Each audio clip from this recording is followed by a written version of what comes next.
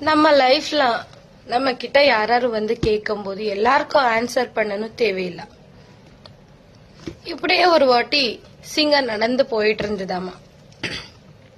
அப்போ அதோட பாடியில ஸ்மெல் வருதாமா. அந்த ஸ்மெல் அதுக்கே தாங்க முடியாம இருந்ததாமா.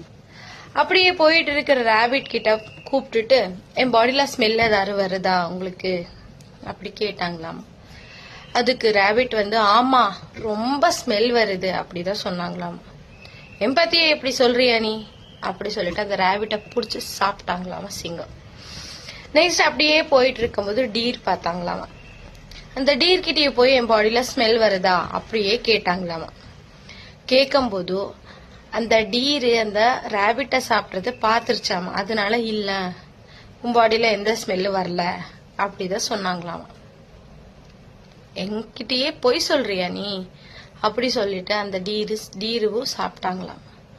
மறுபடியும் அப்படியே சிங்கம் போயிட்டு இருக்கும் போது அங்க ஒரு நரி இருந்ததாமா. நரிக்கிட்டயும் சேம் கொஸ்டின் கேட்டாங்களாம். என் பாடியில ஏதாவது ஸ்மெல் வருதா அப்படி சிங்கம் கேட்டுருச்சாமா. அப்போ நரி ஒரு 2 minutes வெயிட் பண்ணிட்டு திங்க் பண்ணிட்டு சொல்லுதாமா, சிங்கம் எனக்கு கோல்ட் ஆச்சு, என்னால ஸ்மெல் பண்ண முடியல அப்படி சொன்னாங்களாம். அப்போ சிங்கம் சாப்பிடாம அப்படியே போயிடுச்சாமா. இதே மாதிரி நம்ம லைஃப்லயும் நிறைய பேர் வந்து நம்மளனே டார்கெட் பண்ணிட்டு நம்மள பேட் பண்றதுக்கு ரொம்ப ட்ரை பண்றாங்க. Be aware of them. Thank you.